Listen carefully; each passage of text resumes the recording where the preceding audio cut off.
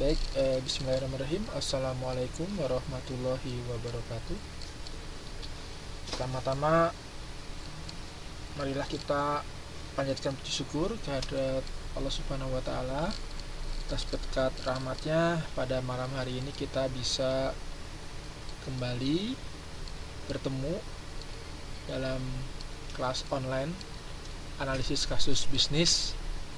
Dan pada hari ini kita sudah menginjak pertemuan keempat ya. Pertemuan keempat. Jadi kita tidak terasa ya, kita sudah masuk ke pertengahan ya. Masuk ke pertengahan karena total pertemuannya adalah 8 pertemuan. 6 kali pertemuan online dan 2 kali tatap muka. Sekarang sudah masuk pertemuan keempat, maka ini sudah masuk ke pertemuan pertengahan ya. Modul 1 juga sudah kita bahas bersama, modul 2 juga sudah kita bahas bersama. Termasuk juga di dalamnya ada konsep-konsep yang dipelajari ya terkait dengan manajemen keuangan pada pertemuan sebelumnya. Kita berbicara panjang lebar bagaimana menganalisis suatu bisnis jika kita mempertimbangkan keputusan finansial ya.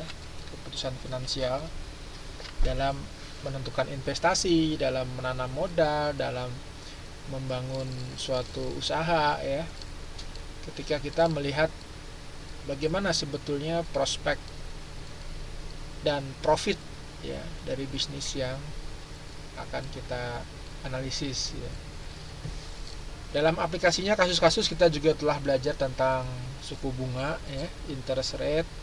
Kita belajar tentang discount factor, kita belajar tentang time value of money atau nilai waktu dari uang ya. Jadi ternyata kita tahu bahwa yang namanya uang itu dia memiliki nilai yang bergantung pada waktu ya. Sebagai contoh, nilai uang saat ini tentu akan berbeda dengan nilai uang di masa lalu. Begitu pula apabila kita melihat dengan nilai uang di masa depan. Terdapat variabel waktu ya yang menjadi pertimbangan besarnya nilai uang itu sendiri ya. Jadi itu time value of money. Nah, itu analisis kasus bisnis ya di bidang keuangan. Dan juga kita juga belajar tentang aliran kas, kemudian neraca, laporan laba rugi ya, menyinggung sedikit tentang hal itu. Tentunya teman-teman semuanya yang ada di sini sudah pernah belajar juga ya di perkuliahan yang lain. Mudah-mudahan kembali teringat ya, mengingatkan kembali atas pemahaman keilmuan yang dulu pernah dipelajari bersama ya. Nah, ini kebetulan ada earthquake ya, cukup lama tampaknya, terasa sekali. Tapi mudah-mudahan tidak ada apa-apa ya. Ya, sudah berhenti ya.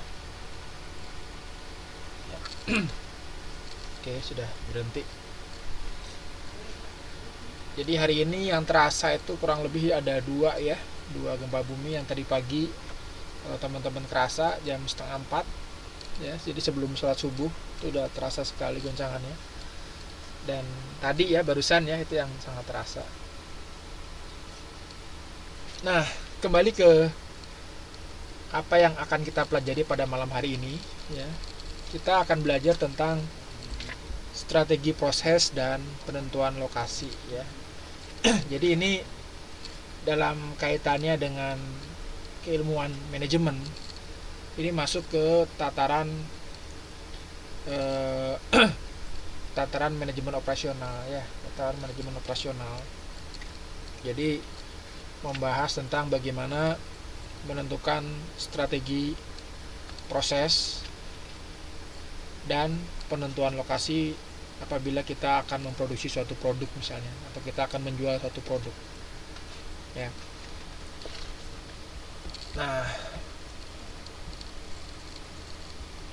apa yang dimaksud dengan strategi proses ya? Jadi strategi proses itu secara sederhana dapat kita definisikan sebagai suatu proses penentuan bagaimana suatu proses pembuatan barang atau penyediaan jasa akan dilakukan. Ya. Jadi kita mau menentukan nih kira-kira bagaimana alurnya, bagaimana asal mulai dari mulai input, proses sampai output pembuatan barang atau penyediaan jasa ya dalam suatu bisnis. Jadi dianalisis.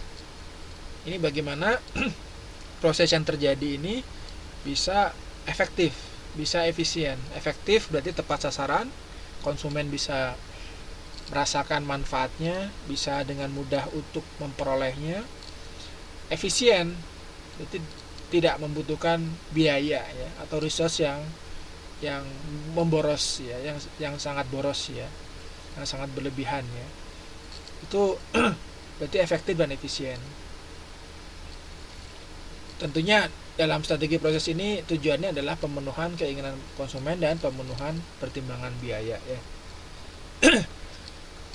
Jadi memang keinginan konsumen itu tidak selamanya bisa kita penuhi. Tentunya ini terkait dengan kemampuan kita. Nah, salah satunya yang menjadi pembatas, menjadi constraint, menjadi pertimbangan kenapa kita tidak bisa memenuhi seluruh keinginan konsumen itu adalah pertimbangan biaya. Karena biaya ini sifatnya terbatas ya. Sifatnya terbatas.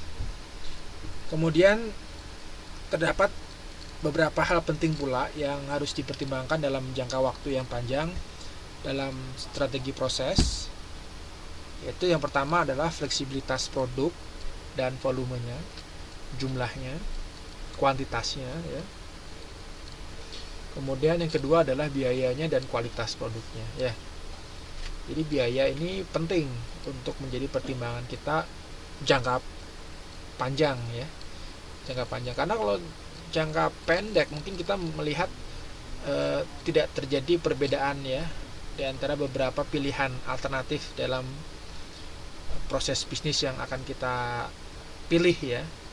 Mungkin ada alternatif A, ada alternatif B, masing-masing memiliki proses bisnis yang berbeda. Nah, tidak terlalu terjadi perbedaan biaya kalau kita melihat secara jangka pendek. Namun apabila kita mengukurnya dengan jangka panjang, tentu nilai yang kecil perbedaan ini, gap yang kecil ini tentu akan bertambah, akan meningkat dan akan menjadi besar ya, besar perbedaannya. Kemudian volume juga sama ya, volume kalau sederhana mungkin rekan-rekan pernah membeli barang produk ya. Kalau beli satu harganya berapa, kalau beli dua harganya berapa gitu ya. Beli satu 1.000, beli dua 1.800 misalnya ya. Jadi diskon 200. Ini seolah-olah 200 itu kecil ya kalau kita cuma melihat volumenya dalam jumlah kecil. Tapi kalau kita melihat jumlahnya besar, volumenya 1.000, kita beli produk 1.000, nilai 200 ini tentu akan menjadi sangat tinggi ya, sangat besar sekali. Dan ini menjadi pertimbangan yang dibutuhkan oleh perusahaan dalam menentukan strategi prosesnya ya. Nah itu gambaran ya, gambaran contoh-contoh yang mungkin bisa kita jadikan sebagai ilustrasi bagaimana strategi proses ini bisa digunakan, diimplementasikan dalam kasus-kasus nyata di dunia bisnis. Nah, ini gambaran pendahuluannya ya. Jadi mudah-mudahan bisa terbayang ya rekan-rekan sekalian dimanapun Anda berada. Wah, kayak radio aja ya. Oke. Nah, selanjutnya ini untuk memberikan gambaran implementasi yang lebih detail, contoh kasus, kita bisa belajar dari contoh kasus yang ada di buku ini ya. Anda bisa membuka halaman 3.9 yang sudah saya masukkan di slide ini. Jadi ada PT ABC sedang mengevaluasi 3 macam software ya, perangkat lunak. Ada software A, B, dan C ya, yang akan digunakan untuk mendukung kegiatan akunting. Jadi dalam proses akunting kadang-kadang kita membutuhkan suatu sistem informasi yang membantu kita untuk melakukan input, proses, dan output ya dalam manajemen akuntansi. sehingga tidak dilakukan dengan manual, dibutuhkan software ceritanya ya. Nah, berdasarkan informasi dari 3 jenis software ini, jadi ada biaya yang harus dikeluarkan ya untuk pengadaan software A, software B, dan software C ya. Nah, komponen biayanya yang terlibat di sini ada 2 ya, yaitu biaya tetap dan biaya variabel. Ada yang tahu apa perbedaan antara biaya tetap dan biaya variabel? Apa bedanya?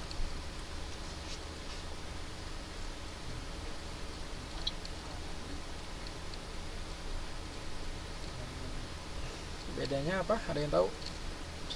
Kalau biaya tetap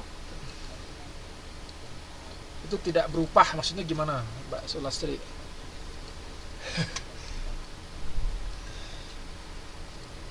Tidak berubah mungkin ya maksudnya ya. Jadi biaya dikeluarkan pada pertama kali biasanya ya, tidak bertambah ketika ada faktor lain yang berubah. Biaya nilainya tetap. Tapi kalau biaya variabel ya, biaya variabel itu sifatnya bisa berubah tergantung faktor-faktor yang lain yang mempengaruhinya. Tergantung variabel yang lain yang mempengaruhinya. Jadi kenapa disebut dengan biaya variabel? Karena sifatnya bisa berubah tergantung faktor atau variabel yang lain. Ya, contohnya apa? Biaya variabel. Contohnya jumlah tenaga kerja misalnya ya. Untuk mengoperasikan suatu mesin dibutuhkan tenaga kerja 2 orang dengan produksi 5 produk misalnya 2 orang. Nah, untuk meningkatkan produk mesinnya tetap ya, tapi jumlah orangnya ditambah. Nah, ini komponen biaya seperti ini yang berubah itu mengikuti variabel yang lain atau faktor yang lain, itu yang dikenal dengan biaya variabel ya. Nah, itu biaya variabel contohnya. Nah, dari 3 software seperti ini, kira-kira mana yang akan dipilih nih kalau kita lihat informasi di sini? Jadi ada biaya tetap untuk software A 200 juta, software B 300 juta, dan software C 400 juta dengan biaya variabel yang berbeda ya. Yang paling kecil adalah software C ya, biaya variabelnya, tapi dia biaya tetapnya besar sekali. Bagaimana caranya?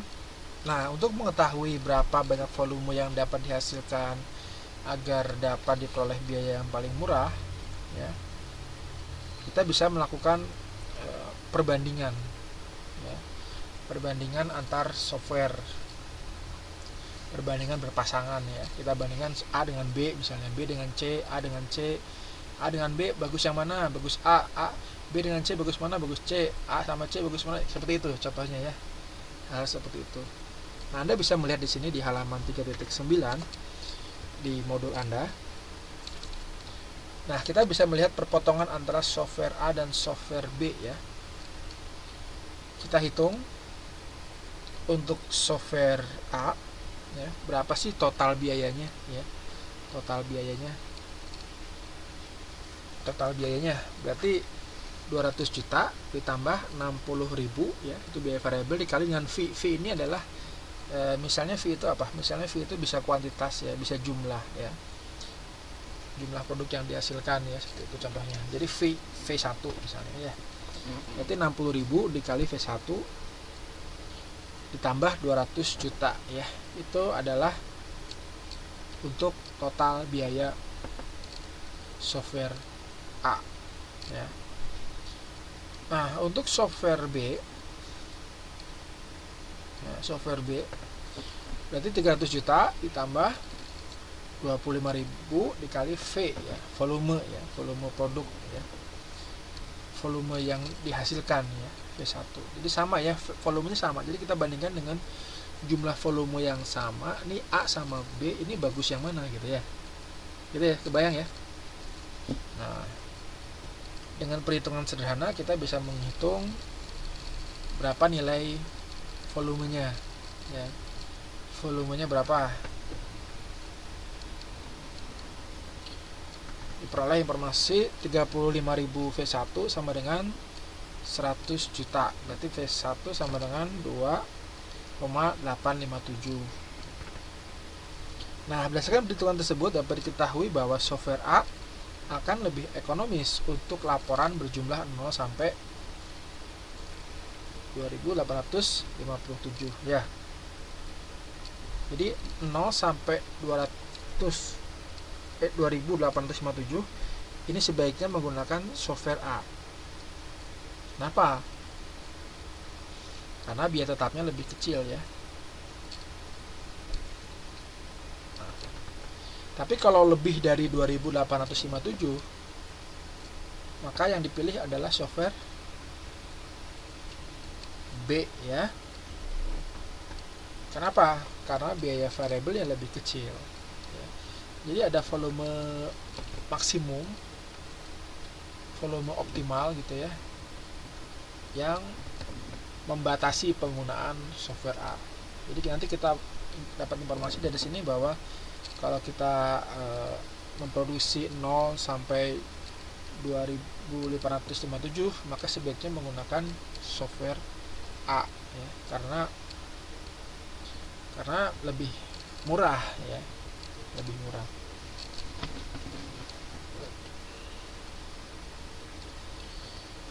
Nah, selanjutnya kita juga bisa menganalisis perbandingan antara software B dan software C ya. Software B dan software C ya. Kita hitung dengan cara yang sama. Kita gunakan volumenya, kita simulkan dengan V2 ya. Jadi 300 juta ditambah 25.000 dikali V2 ya, sama dengan 400 juta ditambah 10.000 kali V2 ya. Diperoleh V2 nya 6.666. Ini artinya apa? Artinya software B ya, ini akan lebih ekonomis untuk laporan berjumlah 2857 sampai dengan 6.666 laporan ya. Kenapa yang B? Karena biaya fixed cost-nya lebih kecil ya, dibandingkan dengan software yang C ya. Jadi dari informasi ini kita mendapatkan sebuah range volume ya. Kapan pakai software A, kapan pakai software B, kapan pakai software C. Ya. Jadi kita bisa melihat kapan waktunya kita menggunakan software A. Kapan? Ketika volume laporannya ya, volume, kan ini kan software pendukung akunting ya, biasanya outputnya itu adalah laporan. Volume laporannya maksimal 2857 ya, maka menggunakan software A. Lebih dari 2857 ada dua alternatif, boleh software B atau software C. Tinggal permasalahannya berapa nilainya, volumenya.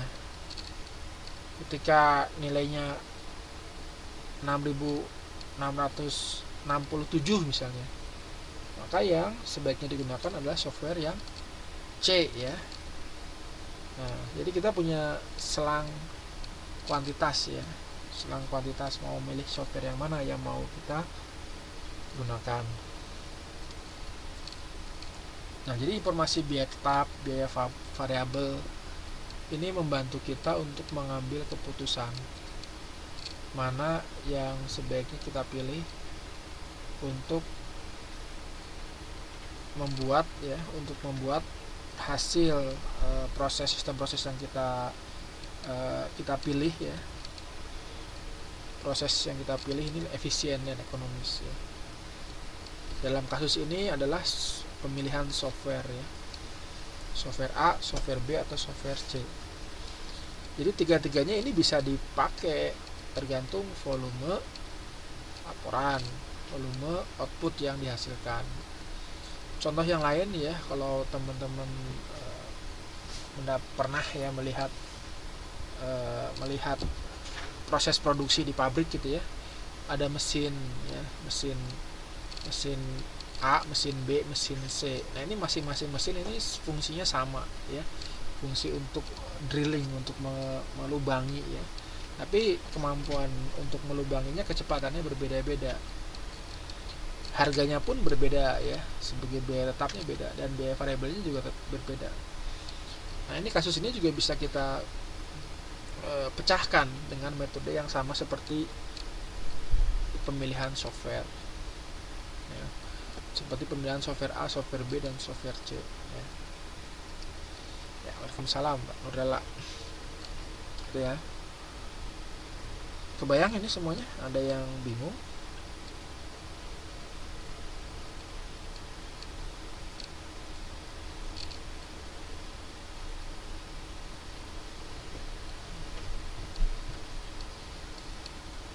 Ya.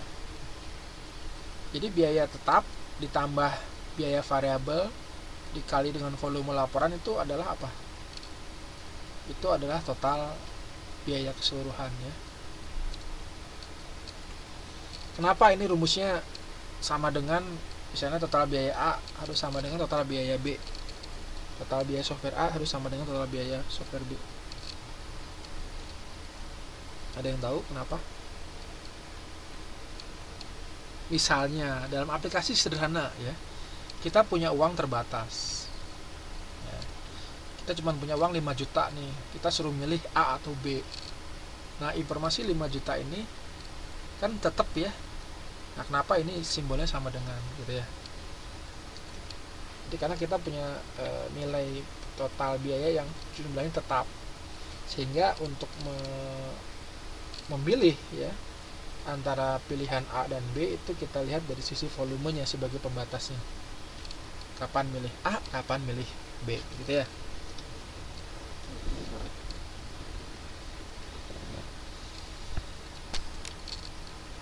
Nah, kita lanjutkan ya.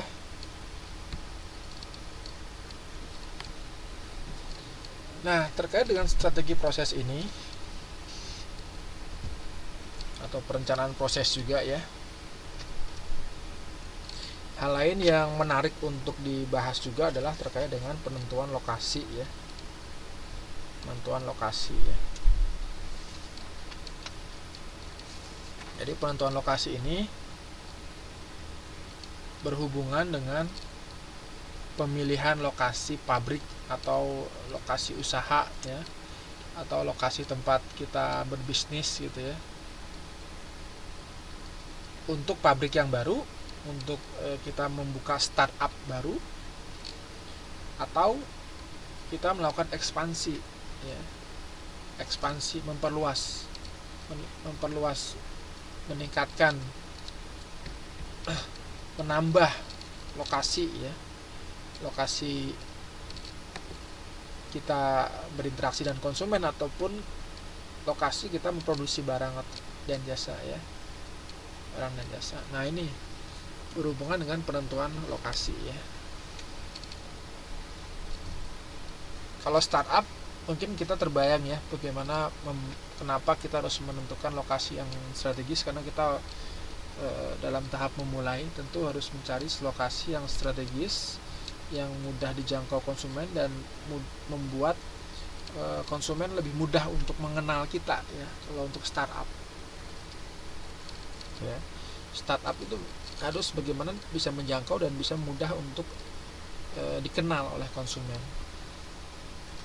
Kita juga bisa cepat untuk merespon permintaan dari pasar gitu ya. Tapi kalau untuk ekspansi ini ada beberapa alasan biasanya kenapa dia harus memilih produk baru, memilih lokasi pabrik baru, atau untuk ekspansi tempat yang lain gitu ya. Itu salah satunya adalah ada 3 poin di sini ya. Jadi fasilitas produksi dirasakan sudah ketinggalan misalnya. Jadi kalau misalnya tetap di daerah tertentu itu ya, di daerah di sini gitu ya misalnya, ini fasilitasnya tetap stagnan seperti ini, bahkan sumber daya yang sudah tersedia di lokasi ini berkurang. maka harus dipindah lokasinya gitu ya. Sumber daya yang dimaksud bisa sumber daya material, energi, bahkan sumber daya manusia ya. Jadi ada kasus suatu perusahaan yang dulunya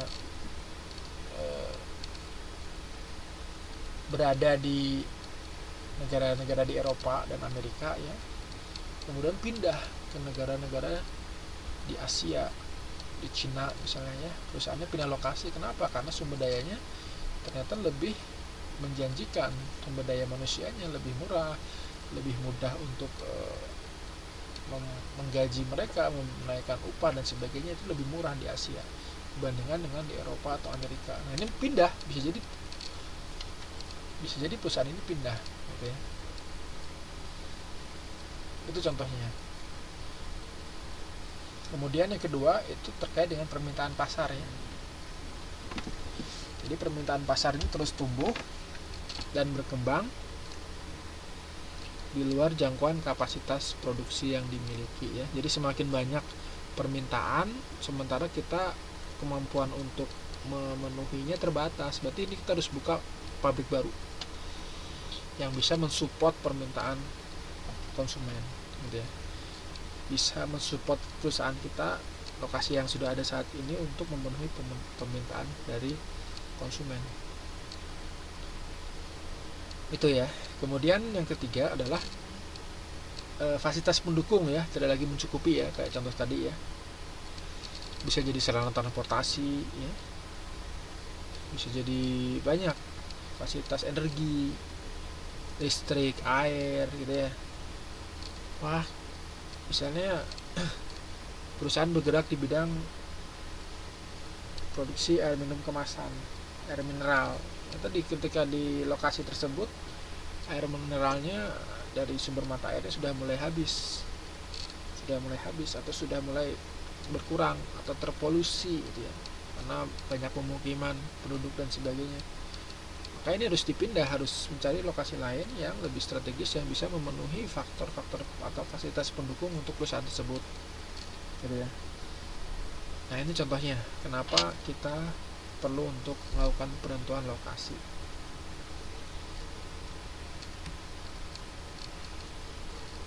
Nah dalam praktisnya tentu harapan kita itu bisa memilih lokasi yang ideal ya. Jadi lokasi yang bisa memberikan unit cost dari proses produksi dan distribusi yang rendah, atau mampu memberikan tingkat efisiensi yang maksimum ya. Harapannya ini ya, lokasi-lokasi ideal. Jadi kita bisa memilih lokasi yang bisa memaksimumkan profit kita, keuntungan kita, benefit kita ya, atau meminimumkan cost ya, biaya.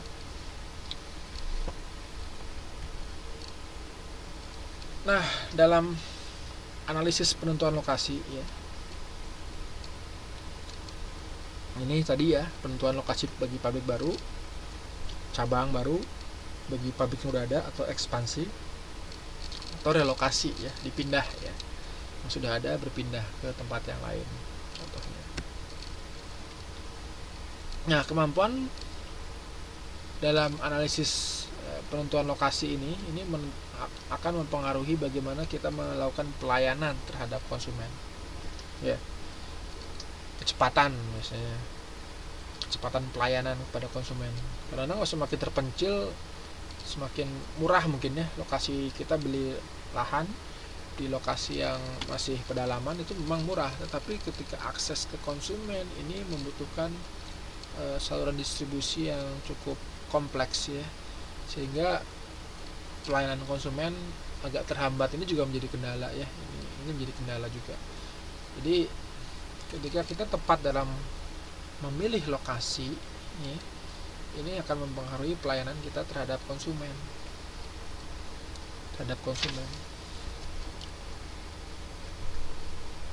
Kemudian yang kedua terkait dengan suplai bahan ya, bahan mentah, bahan baku ya, material awal gitu ya, untuk memproduksi suatu produk gitu ya. Itu sangat terkait dengan lokasi ya, kemampuan memenuhinya. Oleh sebab itu kalau teman-teman mempelajari ya penyebaran industri-industri di Indonesia contohnya ya, atau di Taiwan ya, Indonesia contohnya ya, ada pemusatan daerah yang memang dikhususkan untuk mengembangkan industri tertentu ya. Contohnya apa? Ada yang tahu contohnya di daerahnya masing-masing? Mungkin masih ingat apa potensi daerahnya ketika di Indonesia? Masih ingat? Ada?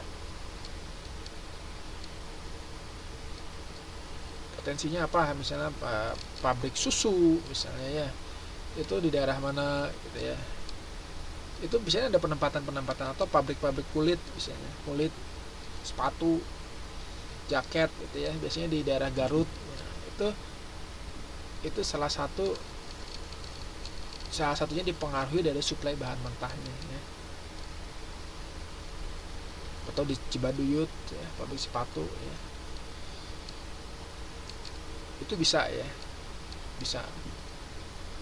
Kemudian ada juga peternakan sapi ya, itu di daerah mana? Ada yang tahu? Di Jawa Timur, Jawa Tengah. Nah, itu contohnya ya. Nanti teman-teman bisa mengeksplor lagi kalau mau mempelajari lebih jauh bagaimana bahan mentah ini mempengaruhi tentang lokasi ya suatu industri. Ubi misalnya ya, ubi ada yang khas ubi, yang senang ubi bakar ya, itu di Cilembu. Jadi kalau misalnya ditanam di tempat lain itu rasanya beda. Jadi kalau ngambil bibit ubi bakar Cilembu itu ya, dibawa ke Bandung misalnya, dibawa ke Surabaya, di Jakarta, ini ditanam dengan proses yang sama, ini rasanya pasti beda. Nggak tahu, salah satunya mungkin dilihat dari kandungan material tanahnya ya, yang tiap wilayah itu berbeda-beda. Nah itu contohnya ya. Jadi masing-masing wilayah itu memiliki potensi memang, karena memang tekstur, kontur, dan demografi, bahkan topografi dari wilayah tersebut memang memungkinkan untuk industri tertentu ya, disuplai bahan mentah. Kemudian faktor tenaga kerja ini juga sama ya. Ada daerah tertentu yang mayoritas masyarakatnya ahli kerajinan misalnya ya, pintar untuk membuat kerajinan keramik, bisa untuk kerajinan batik gitu ya. Ini tenaga kerja ini berpengaruh. Atau dari sisi upah tenaga kerja ya. Jadi kalau di kota-kota besar ini relatif upah kerjanya tinggi. Mengapa? Karena biaya hidupnya juga tinggi, sehingga sangat wajar sekali untuk memenuhi biaya hidup yang tinggi, tentu upah kerjanya pun harus lebih tinggi daripada kemampuan untuk membiayai hidupnya ya. Nah, berbeda dengan di daerah-daerah yang mungkin yang masih belum maju ya, masih tahap berkembang. Ini upah tenaga kerjanya relatif lebih murah dibandingkan dengan di kota-kota besar ya, metropolitan. Karena biaya hidupnya lebih murah dibandingkan dengan di kota-kota besar. Makanya jangan heran kalau misalnya di kota-kota besar itu banyak sekali tenaga kerja yang didatangkan dari daerah-daerah, karena mereka ingin mendapatkan upah yang lebih besar dibandingkan dengan di daerah asalnya. Atau jangan jauh-jauh ya, sekitar sekarang di sini ya, dari Indonesia jauh-jauh ke Taiwan. Kenapa? Karena memang ada unsur upah yang lebih tinggi ya dibandingkan dengan kerja di Indonesia ya. Dan syukur-syukur kita bisa meningkatkan tingkat kesejahteraan kita ya, untuk membiayai keluarga kita, untuk membiayai anak-anak kita, orang tua kita ya, ketika orang tua kita berada di Indonesia ya. Itu bagus sekali ya. Nah, itu tentang faktor tenaga kerja ya. Kemudian yang keempat, perluasan perusahaan di kemudian hari. Nah, ini berkaitan dengan biasanya berkaitan dengan ini apa? Blueprint dari pengembangan suatu wilayah ya. Jadi kadang-kadang ada suatu daerah, suatu kota yang dia memiliki sebuah perencanaan, kira-kira daerah atau wilayah tertentu itu akan dikembangkan seperti apa ya. Ini potensi apa yang mau dieksplor, yang mau dikembangkan gitu ya. Nah, berarti bisnis yang berdiri di situ ya, di lokasi itu tentu harus menyesuaikan dengan potensi yang nanti akan dikembangkan di masa depan. Contoh sederhana misalnya di Bandung ya. Di Bandung itu di daerah Gede Bage itu di masa depan tuh akan sangat berkembang. Saat ini mungkin hanya sebatas lahan yang luas dan beberapa perumahan ya, tapi di masa depan itu akan menjadi salah satu kawasan industri juga dan pertokoan, kawasan bisnis ya. Itu rencana di masa depan. Nah, berarti kalau kita akan mendirikan perusahaan mendirikan unit bisnis ya, ketika kita melihat peluang di masa depan wilayah tertentu itu akan maju, maka ketika sekarang masih mungkin relatif lebih murah ya dalam pembelian lahan dan penyewaan atau dan sebagainya, perusahaan bisa memilih lokasi tersebut sebagai lokasi baru dalam penentuan lokasi untuk proses produksi atau pelayanan jasa bagi perusahaan tersebut ya. Karena mungkin saat ini masih murah, di masa depan mungkin akan mahal biayanya ya. Ini berkait dengan strategi untuk di masa depan ya. Nah, hal-hal tersebut ya, makanya penting kenapa kita belajar tentang analisis penentuan lokasi ya. Penentuan lokasi. Oke, selanjutnya, nah ini yang perlu kita ketahui mungkin ya, untuk membedakan strategi lokasi antara produk manufaktur dan jasa ya. Kalau produk manufaktur itu produk yang diproduksi dengan proses manufaktur ya, proses pemesinan, fabrikasi ya. Kalau jasa pelayanan ya. Nah, Anda bisa melihat di sini ini ada perbedaannya ya. Nah, perbedaan yang mendasar ini ya adalah pada fokusnya ya. Kalau jasa ini fokus pada pendapatan, berarti fokusnya ke apa? Bisa ke volume ya, volume pendapatan, kualitasnya ya. Itu jasa ya. Kalau yang manufaktur itu fokus pada biaya. Jadi biaya bahan baku gitu ya, biaya tenaga kerja ya. Ini manufaktur. Beda ya karakternya. Atau secara gampang ya, kalau jasa itu harus dekat ke konsumen.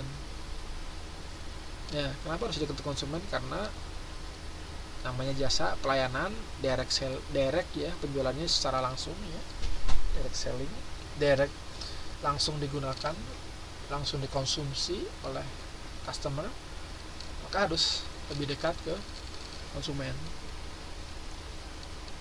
aksesnya harus mudah ya kepada customer untuk bisa mudah memenuhi demand ya, permintaan.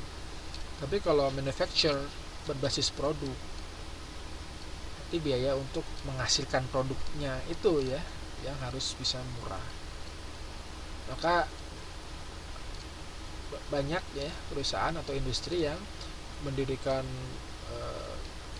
lokasinya itu di pedalaman karena memang supply materialnya itu di situ memang mudah dan lahannya bisa luas gitu ya, untuk proses produksi. Kalau jasa kan relatif kecil ya, lahannya tidak seluas perusahaan manufaktur biasanya ya. kecuali memang ada kantor cabang, itu beda lagi ya. Tapi secara proses produksi ya itu berbeda ya. Perusahaan manufaktur tentu lebih besar dibandingkan dengan perusahaan jasa secara umum ya. Terlepas dalam kasus khusus mungkin ada ya perusahaan jasa yang luas area perusahaannya lebih besar dibandingkan dengan perusahaan manufaktur ya.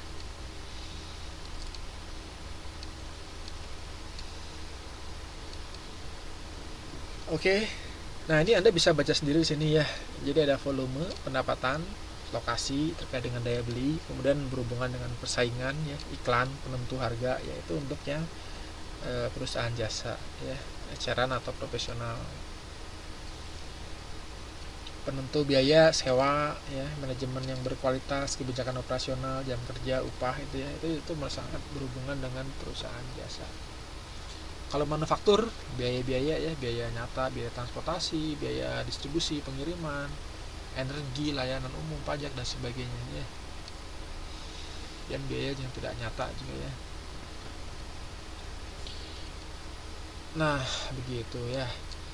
Kita lanjutkan lagi ya. Nah, terdapat beberapa metode yang bisa kita gunakan sebagai alat bantu kita untuk menentukan lokasi pabrik, lokasi tempat bisnis kita ya. Itu bisa ada beberapa metode yang akan dijelaskan di sini. Yang pertama adalah metode kualitatif. Metode kualitatif. Ada dua berarti ya, ada kualitatif, ada kuantitatif ya. Nah, sekarang kita membahas terlebih dahulu metode kualitatif. Metode kualitatif yang pertama adalah metode beban skor atau metode DLP. Ada yang pernah belajar tentang metode DLP? Ada yang pernah dengar? Metode DLP? Ada? Metode DLP? Belum ya? Belum pernah? Oke, gak apa-apa. Kalau misalnya belum pernah, metode Delphi itu apa?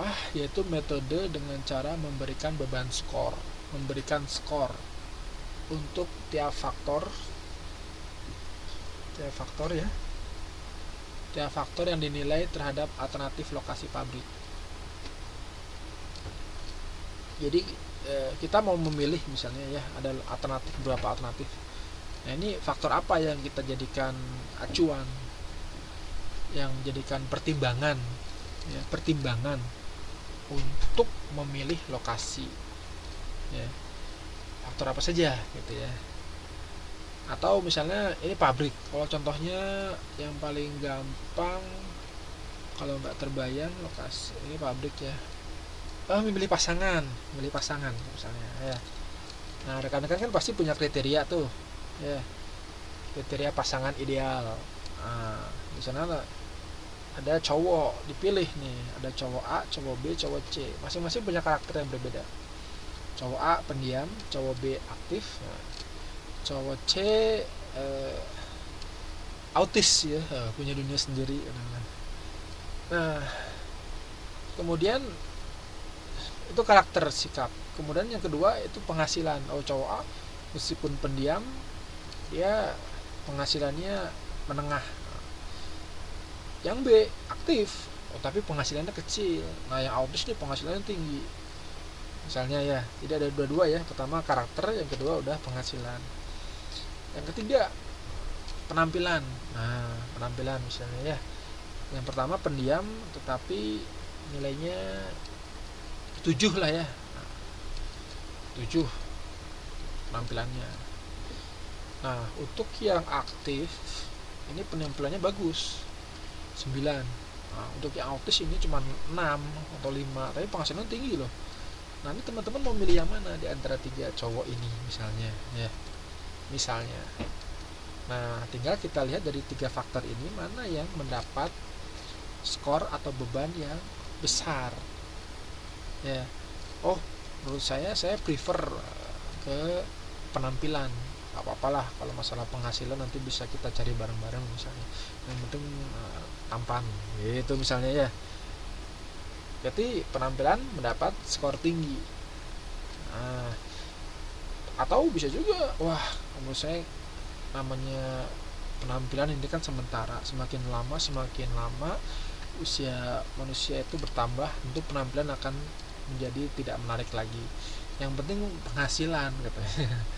Penghasilan, oh ya udah, berarti penghasilan ini kita kasih skor tinggi untuk membandingkan ketiga alternatif ini misalnya. Nah, atau ada lagi, wah penghasilan nggak terlalu, yang penting saya karakter sih ya. Namanya pasangan kita nggak tahu ya di masa depan mau seperti apa, karena kita menjalaninya jangka waktu yang lama. Tentu saya ingin tidak mau bosan, maka saya lebih prefer yang aktif misalnya. Berarti karakter ini mendapat poin tinggi untuk yang aktif misalnya. Nah, jadi yang dapat poin besar karakter, kita beli skor yang tinggi ya.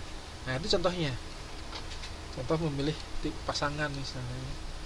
Nah, dalam kasus pabrik ini juga bisa seperti ini ya, lokasi ya, dengan metode DLP. Jadi teman-teman mungkin secara tidak sadar sebetulnya sering menggunakan metode DLP ya, atau beban skor. Nah, ini contohnya. Oke, ini contohnya kasus pendirian klinik ya. Nah, pendirian klinik ini ada 4 faktor yang mempengaruhi, yang kita jadikan acuan untuk memilih lokasi potensial klinik. Oke, dipahami ya. Nah, dari keempat faktor ini kita beri masing-masing bobot, berapa bobot dari masing-masing faktor ya. Oke, sewa misalnya ya, sewa kita kasih bobot faktor 30. Nah, kemudian dijangkau, oke, ini lebih penting menurut saya, kasih 40, nilainya lebih besar ya. Kemudian ketenaran, so-so lah ya, kita kasih 20. Mudah dicapai pegawai 10 lah, tidak masalah lah. Pegawai nanti ya namanya kerja, tentu dia akan memperjuangkan untuk mencapai klinik ya, kantor tempat dia bekerja. Jadi saya kasih nilai 10 misalnya, bobot faktor mudah dicapai oleh pegawai. Nah, berarti yang penting apa nih? Kemudahan dijangkau. Jadi kemudahan dijangkau ini memiliki bobot yang paling tinggi di antara faktor-faktor yang lain, karena mungkin pertimbangannya klinik ya, tentu harus dekat dengan pasien, dengan konsumen. Nah, kemudian dari informasi bobot faktor tersebut kita memiliki tiga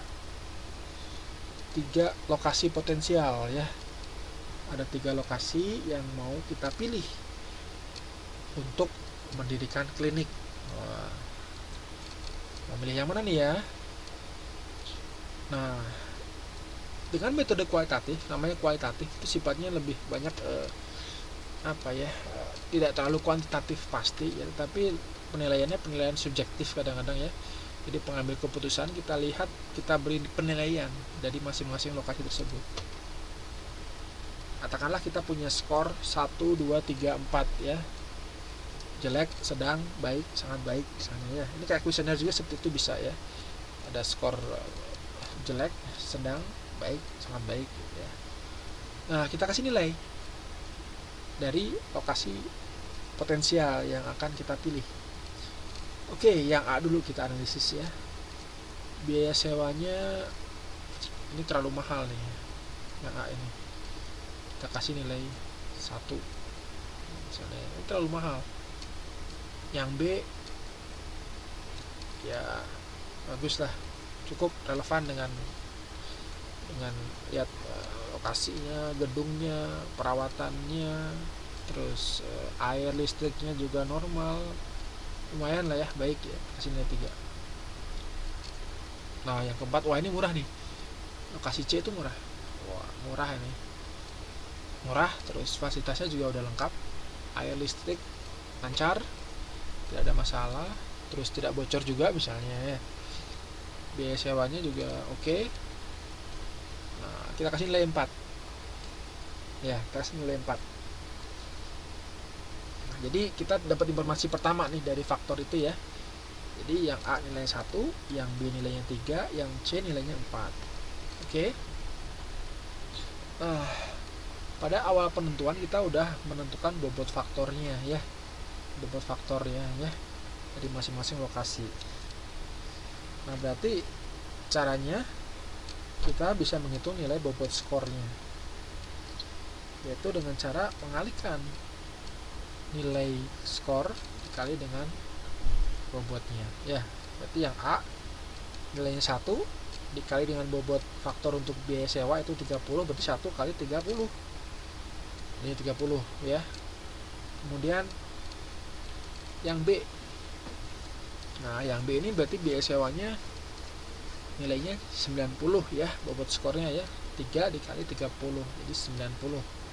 Yang C 4 dikali 30 120 ya. Dengan cara yang sama kita bisa menentukan faktor-faktor yang lain berapa nilainya ya, skornya. Kemudian dijangkau. Wah, ya. Yang A sama B ya seimbang ya, tapi yang C ini kurang bagus nih dalam kemudahan penjangkauan. Murah sih tapi susah dijangkau ya. Yang A sama B ya emang agak mahal, tapi ya bisa lah, relatif baik untuk dijangkau. Ketenaran, nah, terkenal misalnya ya. Yang A ya sedang ya, yang B sama C ini cukup baik ya. Nah, kemudian mudah dicapai pegawai, yang A sangat baik sekali, yang C ini ya sedang lah ya, yang B ini susah banget, kasihan. Kadang-kadang kalau kita lihat, kita kasih pertimbangan, ini kayaknya karyawan banyak telatnya ya, pegawai banyak telatnya kalau kita mendirikan lokasi klinik di tempat tersebut gitu ya. Kita kasih nilai 1 misalnya. Nah, dari nilai-nilai ini tinggal kita kalikan dengan bobot faktor dari masing-masing faktor yang kita jadikan acuan untuk menilai A, B, dan C ya. Kita kalikan dengan cara yang sama ya. Nilai dari skor masing-masing lokasi dikali dengan bobot faktor. Nanti diperoleh informasi bobot skor ya, bobot skor. Nah, kemudian ya, gak apa-apa Mbak Tri, kita lanjutkan ya. Oke, kemudian dari bobot skor ini kemudian kita kalkulasikan ya, kita jumlahkan untuk mendapat informasi total nilai dari masing-masing lokasi ya. Jumlahkan, ternyata yang paling besar nilainya adalah yang B 280. Berarti yang kita pilih adalah yang B ya, gitu ya, karena nilainya paling besar bobot skornya. Gampang ya. Nah, jadi seperti ini contohnya ya, contoh untuk melakukan penilaian.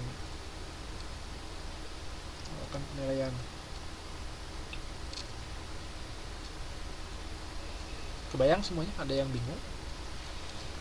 Ini namanya metode DLP tuh kan, dari namanya sebetulnya kita waduh ini kayak gimana metodenya, tapi kalau kita coba ya, kita perhatikan, oh ternyata tidak sesulit yang kita bayangkan ya, tidak sulit yang kita bayangkan ya. Jadi teman-teman bisa kalau misalnya bisa mengaplikasikan metode DLP ini untuk memilih sesuatu ya, untuk menentukan keputusan ya, untuk hal-hal yang lain bisa ya, gitu ya. Oke, lanjutkan. Nah, kemudian metode yang selanjutnya adalah dengan metode apa? Break even point atau BEP ya. BEP, analisis titik pulang pokok bahasa Indonesianya ya, break even point. Ini metode yang mungkin teman-teman semua udah banyak ya, mengetahui ya. Jadi saya pikir tidak usah terlalu panjang lebar saya jelaskan di sini. Intinya adalah BEP itu adalah titik break even point ketika total cost itu sama dengan total revenue. Coba saya lihat di buku ini ada. Anda bisa melihat dari buku ini halaman, nah ini ya, halaman 3.26.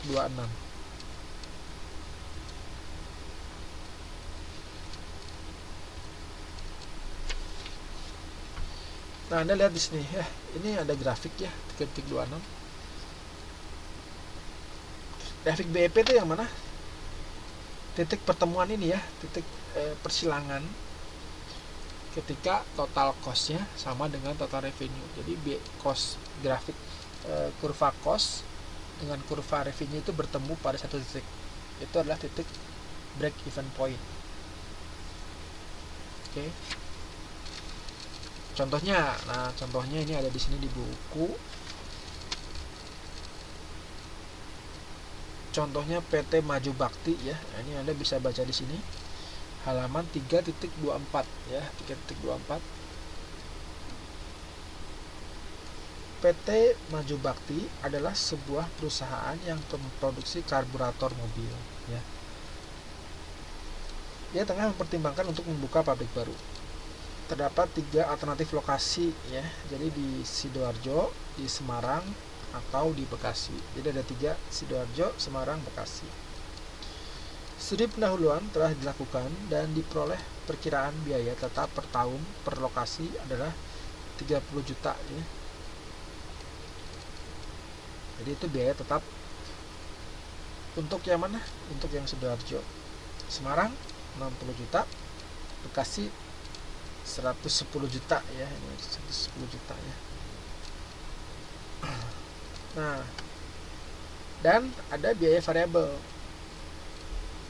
per unit ya, 75.000 untuk Sidoarjo, 45.000 untuk Semarang, 25.000 untuk Bekasi. Harga jual diperkirakan 120.000. Dan perusahaan menginginkan untuk memproduksi pada tingkat produksi 2 juta unit per tahun. Ya. Bagaimana nih cara menghitung lokasinya ya, masing-masing lokasi? Berarti kita harus menghitung total biaya dulu ya, masing-masing lokasi. Sidoarjo totalnya berapa? Fixed cost ditambah total variable cost ya. Ini rumusnya sama ya, sama yang tadi ya. Masih ingat? Yang proses tadi software A, software B, software C ya, masih ingat? Nah, jadi 30 juta ditambah 75.000 kayak 2.000 dari mana? Dari unit per tahun ya, volumenya ya. Nah, peroleh masing-masing ini, masing-masing biaya total masing-masing kota ya. Dan yang paling besar adalah Sidoarjo. Nah, dari informasi ini berarti kita dapat informasi biaya. Nah, tidak cukup informasi ini kita gunakan untuk menentukan keputusan dengan menggunakan metode break even point. Kenapa tidak cukup? Karena break even point itu juga melihat revenue ya, pendapatan. Jadi selanjutnya adalah kita harus menghitung pendapatannya juga ya, atau penghasilan ya, pendapatan, keuntungan. Nah, Anda bisa membaca di sini ya. Setelah kita peroleh lokasi ya, kemudian kita gambarkan koordinatnya, garisnya ya, untuk masing-masing lokasi. Ini adalah menunjukkan komponen biayanya ya. Kemudian kita cek komponen pendapatannya juga ya.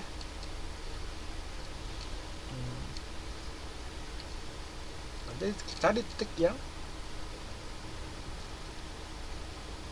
titik yang menunjukkan break even point. Dalam hal ini apabila Anda melihat di grafik ini, ada berapa titik break even point? Ada 2 ya, yang 1000 sama 2500 ya. Nah, Anda bisa melihat untuk Sidoarjo break even point-nya adalah 0 sampai 500 ya. Jadi kalau produksinya 0 sampai 500, kita pilih yang Sidoarjo. Kalau 1000 sampai 2500, kita pilih yang Semarang. Kalau lebih dari 2500, kita pilih yang Bekasi ya. Oh ya, ngomong-ngomong, bisa bikin grafik nggak? Gambar kurva. Apa syaratnya untuk membuat suatu garis dalam kurva yang mendasar? Syarat untuk menggambar garis apa? Ada yang tahu? Harus ada garis kan. Cara bikin garis kan? Bikin garis. Cara bikin garis, ada titik awal, ada titik akhir, kemudian dihubungkan ya. Dihubungkan. Jadi ada titik awal, ada titik akhir, ada 2 titik ya. Ada 2 titik kita hubungkan, itu membentuk suatu garis. Nah, berarti kalau di gambar ini, cara membuat garis kita harus punya 2 titik ya. Titik koordinat. Titik koordinatnya. Kita lihat apa sumbu X-nya, apa sumbu Y-nya, aksisnya, sumbu ordinatnya apa gitu ya. Jadi kalau di sini volume ini adalah sumbu X-nya, sumbu Y-nya adalah total biaya ya. Nah, coba Anda baca di sini. Untuk yang Sidoarjo, kalau misalnya volumenya 0, berapa total biayanya? Ada yang tahu? Total biayanya adalah 30.000 ya. Anda bisa melihat di gambar sini. Titik 0, titik yang paling ujung. Untuk Sidoarjo, kurvanya, biayanya adalah 30.000. Kalau Semarang, volume 0, 60.000 ya. Kalau Bekasi 110.000. Nah,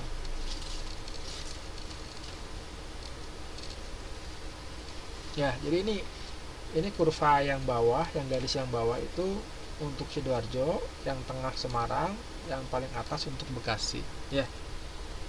Nah, ini kurvanya kemiringannya beda ya, gradiennya beda, miringnya beda. Jadi Sidoarjo ini semakin lama volume semakin bertambah, naiknya drastis ya.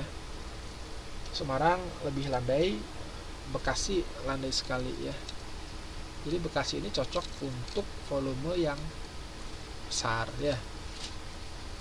Jadi dia biaya awalnya memang tinggi, tapi dia kalau jangka panjang volumenya besar, ini cocok ya di Bekasi. Kebayang semuanya?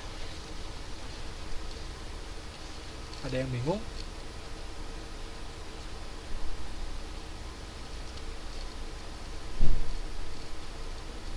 Nah, ini langkah-langkah ya.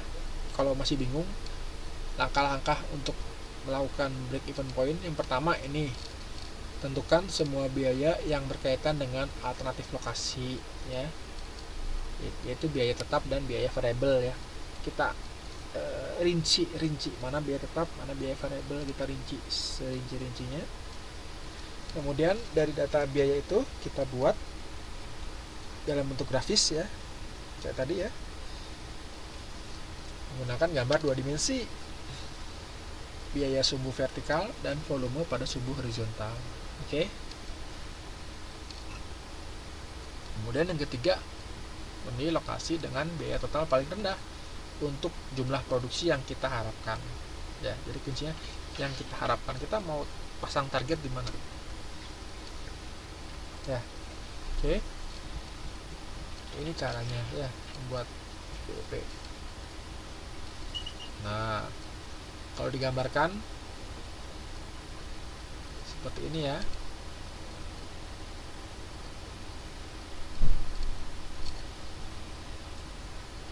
Nah, kelihatan ini FC itu adalah fixed cost ya, fixed cost atau biaya tetap. Nah, biaya tetap ini kalau Anda membuat grafik volume produksi dan harga ya, dan price, itu seperti ini ya, FC. Kemudian VC itu adalah variable cost. Jadi variable cost itu tergantung volume. Kalau volumenya 0, dia 0 ya. Semakin bertambah volume, variable costnya akan bertambah. Tapi kalau fixed cost sama ya, mau volume berapapun ya tetap aja biaya segitu. Jadi garisnya lurus ya, tidak menanjak ya, datar ya, fixed cost. Kalau TC itu apa? TC itu adalah total cost ya. Total cost itu diperoleh dari fixed cost ditambah variable cost. Oke. Jadi grafiknya warnanya yang warna putih di sini ya. Jadi yang warna abu-abu fixed cost ditambah yang warna biru variable cost, itu hasilnya adalah yang total cost. Oke. Kemudian yang merah ini adalah total revenue, total pendapatan ya, total pendapatan. Nah, titik break even point itu adalah titik pertemuan antara total cost dan total revenue. Titik pertemuan antara garis yang merah dengan garis yang berwarna putih itu adalah titik break even point. Oke. Nah, ini contohnya ya. Yang tadi ya, sama ya. Oke, saya udah dibahas tadi ya. Nah, ini contohnya juga.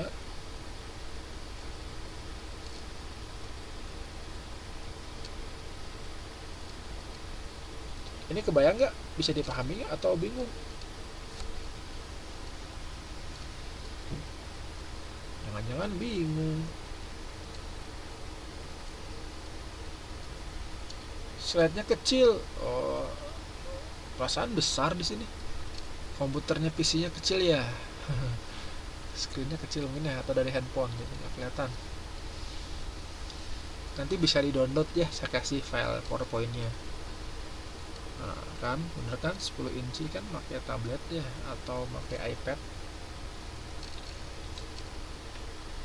Oke, nanti bisa di-download ya filenya, file PPT-nya. Ini contoh yang tadi ya, sama ya. Oke, kita lanjutkan. Nah, ini gambar grafiknya XYZ. X itu untuk yang di lokasi X, Y untuk lokasi Y, Z lokasi Z. Jadi nilai sini nanti kita milih tergantung volumenya mau yang mana.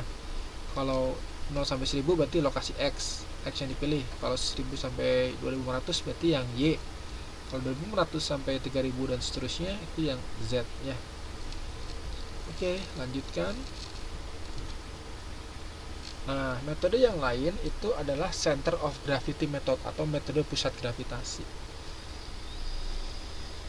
Aduh, dari namanya susah nggak ini kira-kira?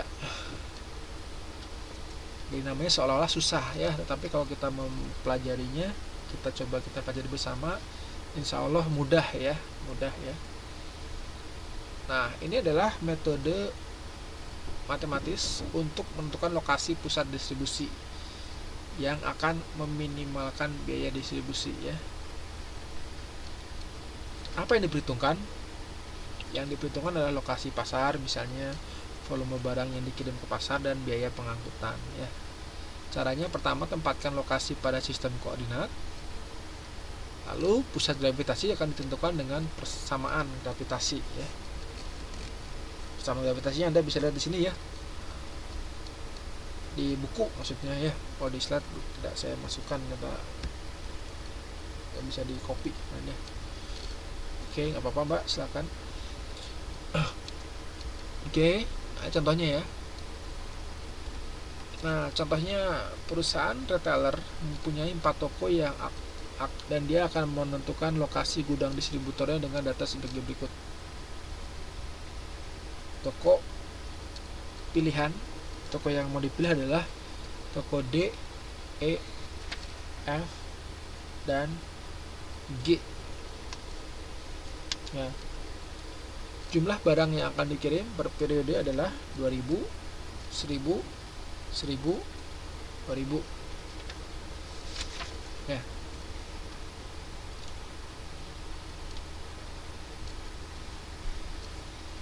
Oke, ini informasinya. Nah, maka bagaimana menggunakan metode gravitasi? Pertama, kita mencari titik pusat gravitasi.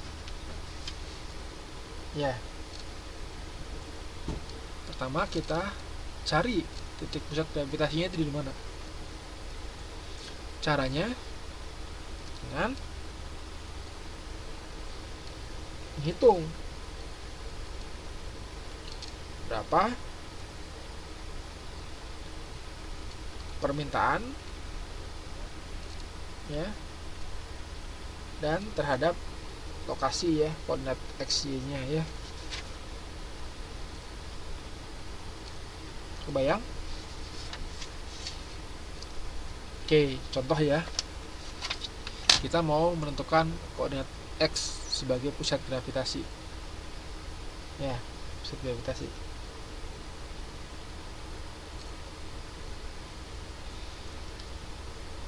Pusat gravitasi. Nah,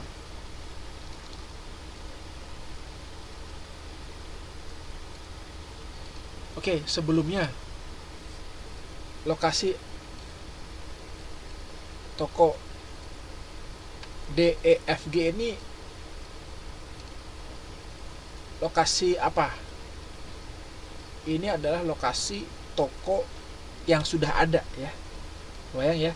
Ini toko yang sudah ada yang mau kita supply. Yang mau kita penuhi, atau dia jadi konsumen lah ya, ibaratnya konsumen. Kita mau menentukan lokasi pabrik kita untuk mensuplai 4 toko ini ya. Bayang? Oke, dan ini koordinat dari 4 toko ini. Kemudian ini adalah jumlah barang yang dikirim per periode untuk 4 toko ini ya. Oke. Jadi kita bagaimana caranya nih milih menentukan lokasi distributor atau gudangnya untuk memenuhi 4 toko ini. Oke. Nah, caranya ini ya. Pertama, kita menentukan koordinat X-nya dulu ya. Pemusatannya di mana? Kalau kita lihat dari sumbu X-nya ya. Berarti kita hitung dengan cara nilai X-nya untuk masing-masing toko ya. Nilai X masing-masing toko dikali dengan jumlahnya, permintaannya per bulannya berapa ya. Berarti misalnya toko yang pertama ya 30 dikali 2000 ya. 30 itu nilai X nya, 2000 itu adalah nilai permintaannya ya. Oke. Nah, toko yang selanjutnya yang kedua 90 dikali 1000. 90 itu koordinat X nya, 1000 itu permintaannya. Yang selanjutnya yang ketiga 130 untuk koordinatnya, 1000 itu adalah permintaannya, 60 kali 2000 juga. Yang selanjutnya keempat dibagi dengan total permintaan semuanya. Oke. Total keseluruhan permintaan. Nah, diperoleh informasi 66,7.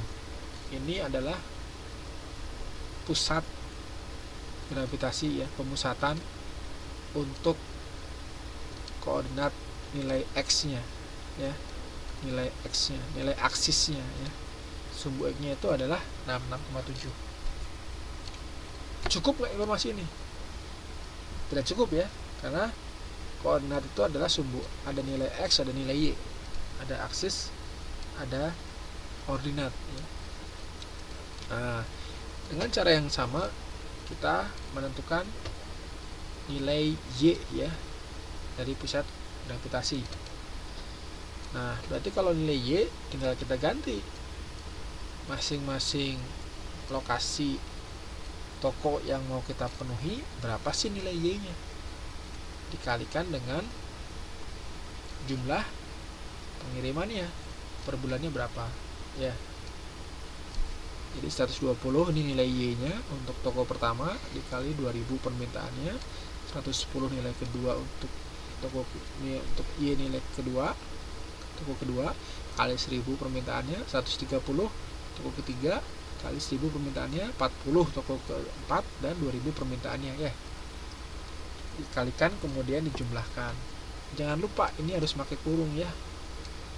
Kadang kalau tidak pakai kurung, teman-teman kalau pakai kalkulator yang belum canggih gitu ya, ini apabila langsung dimasukkan saja, dihitung manual, ini hasilnya bisa berbeda ya. Jadi 120 kali 2000 ditambah 110, nah kan beda ya. Jadi perkalian dulu baru penjumlahan ya. Kalau pakai kurung ini berarti prioritas ya, diselesaikan terlebih dahulu, kemudian dibagi dengan total permintaan, diperoleh informasi 93,3.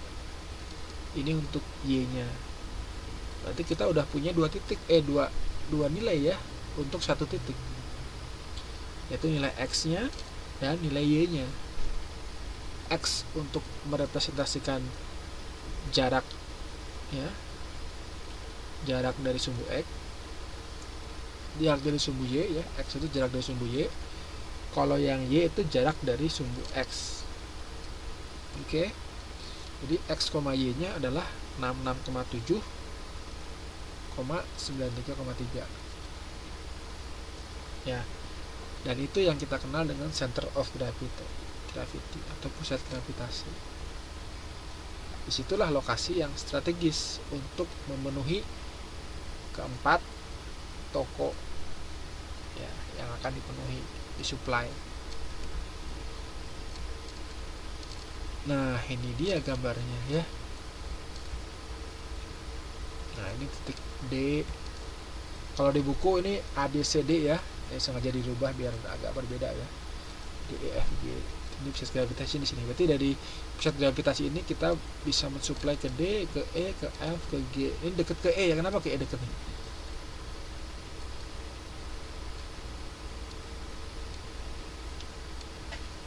Ya. Kenapa? Karena relatif ya lumayan ya permintaannya ya.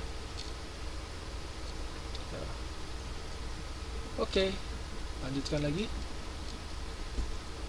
Nah, ini contohnya ya.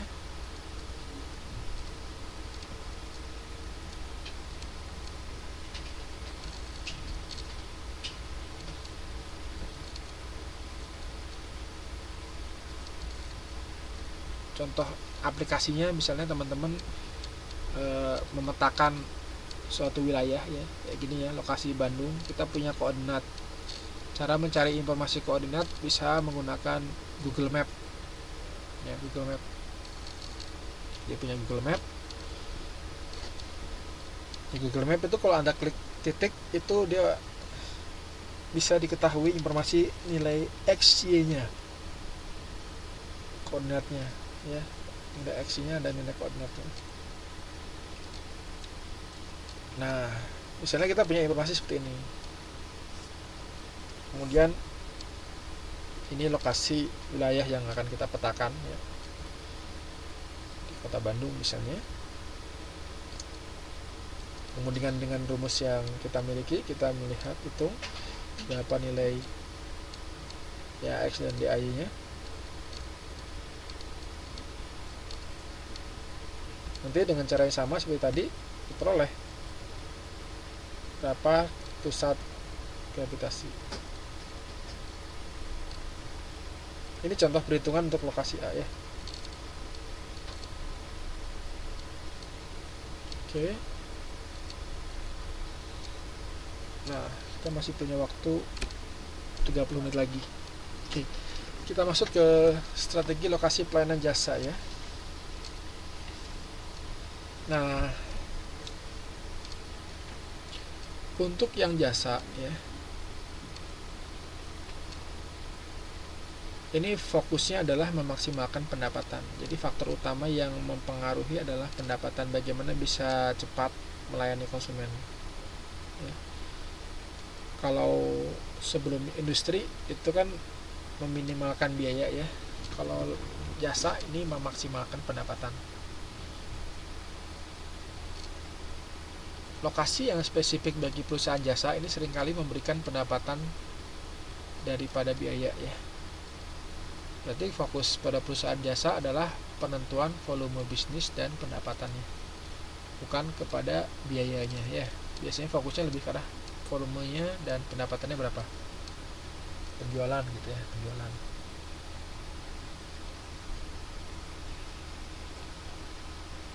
Ada 8 komponen utama untuk perusahaan jasa yang bisa kita jadikan acuan ya, untuk menentukan lokasi yang strategis. Yang pertama adalah daya beli ya, daya beli area lokasi konsumen yang diseleksi.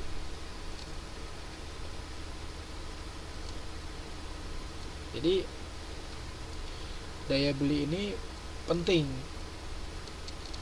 untuk menentukan lokasi perusahaan jasa. Jadi kalau kita ingin meningkatkan pendapatan, tentu kita harus mendirikan perusahaan yang lokasinya di tempat yang daya beli masyarakat sebagai konsumen kita itu tinggi gitu ya.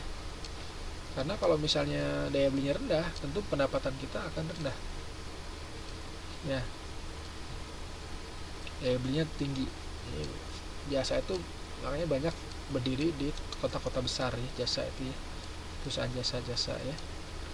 Kalau di kota-kota yang relatif lebih kecil, perusahaan jasanya ada tapi lebih sedikit ya, lebih banyak yang manufaktur, industri ya.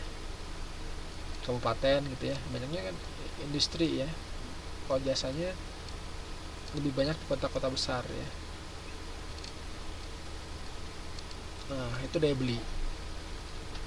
Kemudian yang kedua adalah kecocokan pelayanan jasa dan citra dengan demografi wilayah konsumen. Jadi sesuaikan dengan penduduknya ya, dengan kependudukan, karakter penduduknya gitu ya. Kemudian yang ketiga itu terkait dengan persaingan ya, persaingan di wilayah tersebut. Ini bagaimana?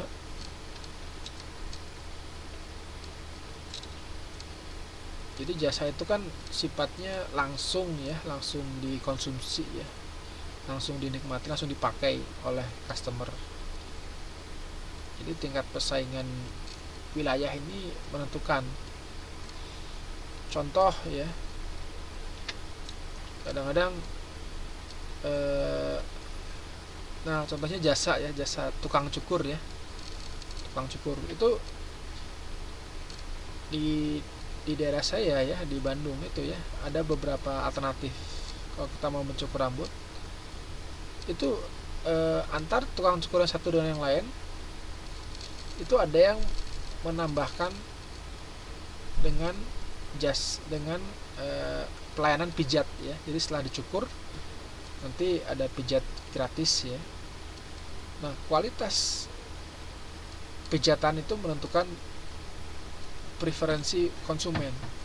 Jadi kalau di tempatnya pelayanannya itu dipijat dengan sangat enak gitu ya, dia lebih laku ya, dibandingkan dengan yang tidak ada pijatannya gitu ya. Itu lebih laku meskipun harganya lebih mahal, tapi kadang-kadang konsumen itu mencari nilai tambah, nilai pengalaman. nilai yang berbeda gitu ya. Ini berhubungan dengan persaingan. Jadi persaingan ini sangat ketat ya. Malah dengan adanya persaingan ini justru meningkatkan kualitas dari perusahaan kita. Ya, kalau tidak ada pesaing, mungkin perusahaan kita akan biasa-biasa saja. Tapi dengan adanya pesaing, ini kualitas perusahaan kita akan lebih baik. Kualitas perusahaan jasa kita akan lebih baik melayani customer. Gitu ya. Jadi pesaing itu tidak selalu identik dengan negatif ya, tapi bisa positif. Dengan pesaing justru semakin meningkat. Kalau tidak ada pesaing mungkin kita tidak akan biasa-biasa saja ya, tidak berkembang. Kemudian mutu persaingannya ya, kemudian keunikan lokasi perusahaan dan lokasi pesaing ini juga sama. Lokasi pesaing ya, ini penting juga ya. Misalnya rumah sakit gitu ya, rumah sakit itu kan jasa ya, pelayanan. Di daerah tertentu belum ada rumah sakit, jadi semua pasien dari daerah tersebut pun yang relatif jauh itu harus, kalau mau mendapatkan pelayanan kesehatan terus datang ke rumah sakit pusat ya, rumah sakit pusat. Nah ini peluang kita bisa menentukan lokasi di daerah yang belum ada rumah sakitnya gitu ya, belum ada tempat pelayanan kesehatan. Nah ini karakter dari penentuan lokasi perusahaan jasa ya. Perusahaan jasa. Mall-mall juga sama ya, tapi mall-mall sekarang sudah kadang-kadang persaingannya sudah tidak sehat ya, banyak yang merugikan toko-toko lokal ya, toko-toko lokal masyarakat pribumi, bahkan jadi digusur ya lahannya demi dibangun mall, dan mallnya letaknya berdekatan lagi. Itu di Jakarta ya, kalau rekan-rekan main di Jakarta itu banyak mall yang letaknya berdekatan. Tapi uniknya ya, meskipun berdekatan juga masing-masing punya segmen konsumen yang berbeda. Tetap dua-duanya tetap rame. Yang nggak rame, yang mati ya yang toko-toko milik kecil ya, punya masyarakat. Supermarket juga sama. Nah itu ya contohnya. Kemudian juga fasilitas perusahaan, fisiknya, kualitasnya, keunikan lokasi, kebijakan operasional perusahaan, standar operasional prosedur (SOP)-nya, kualitas standar pelayanan juga ya, mutu dari manajemen. Nah, ini karakter jasa ya. Jadi jasa itu lebih banyak ke bagaimana bisa memberikan pelayanan yang terbaik kepada konsumen. Ya, basisnya adalah kepuasan, karena kepuasan. Jadi selama konsumen puas, bagaimana mempertahankan bahkan meningkatkan gitu ya. Kadang harga itu juga udah nggak terlalu dipikirkan kalau konsumennya udah sangat puas.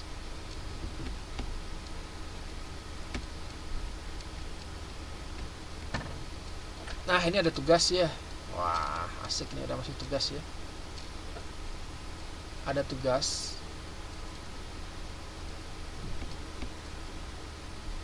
Tugas ini dikerjakan dan nanti dikumpulkan ketika tatap muka yang kedua ya, tatap muka yang kedua.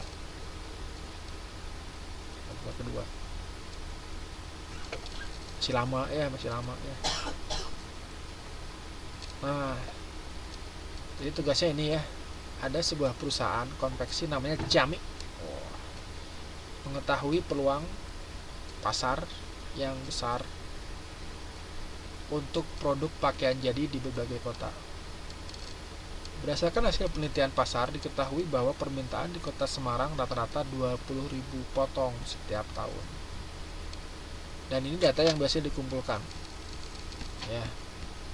Jadi ada jenis biayanya,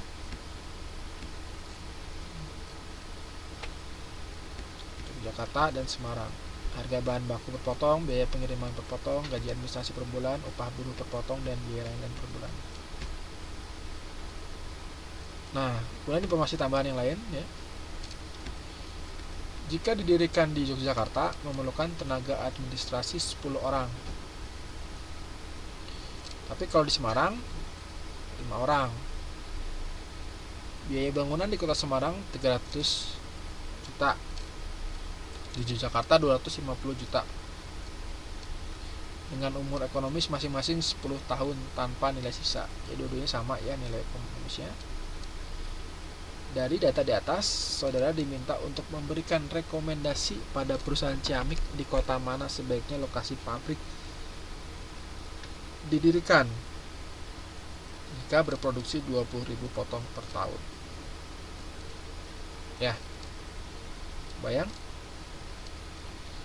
Jadi kita punya informasi yang lebih detail ya, sengaja saya agak detailkan di sini. Intinya sama ya, ada fixed cost, ada variable cost. Nah, tinggal bagaimana Anda mengolah informasi ini menjadi informasi untuk fixed cost mana, variable cost mana. Ya. Oke. Nah, ini tugasnya yang nanti akan dikumpulkan pada PTN 2. Nanti bisa dibaca kembali ya. Slide-nya akan saya lampirkan, saya kasih. Sampai di sini ada yang ingin ditanyakan terkait dengan strategi proses dan apa yang tadi disampaikan dalam pemilihan lokasi dan sebagainya.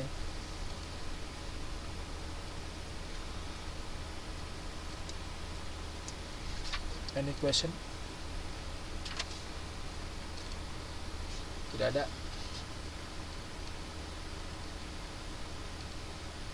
Jelas semuanya? Kalau belum jelas, inbox saja. Oke. Atau baca lagi ya, dibaca. Modulnya ini lengkap sebetulnya ya. Oke.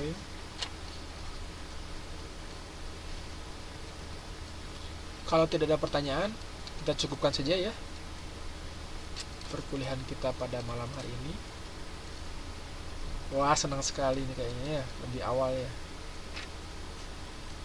Apa ya, teman-teman bisa istirahat, besok bisa beraktivitas kembali ya. Tidak ada pertanyaan? Kalau tidak ada, kita cukupkan saja pertemuan kita pada malam hari ini. Terima kasih atas perhatiannya. Mohon maaf atas segala kekurangan, keterbatasan, dan kesalahan dalam penyampaian, dalam pengemasan, dalam banyak hal ya. Mudah-mudahan apa yang disampaikan bisa bermanfaat, bisa memberikan wawasan baru, bisa memperkuat keilmuan, dan bisa juga menambahkan kita ya, menambahkan kemampuan untuk mengaplikasikan ilmu yang kita miliki sehingga bisa bermanfaat bagi diri kita, bagi keluarga, bagi orang lain, dan bagi semuanya. Atas perhatiannya saya mengucapkan terima kasih. Assalamualaikum warahmatullahi wabarakatuh.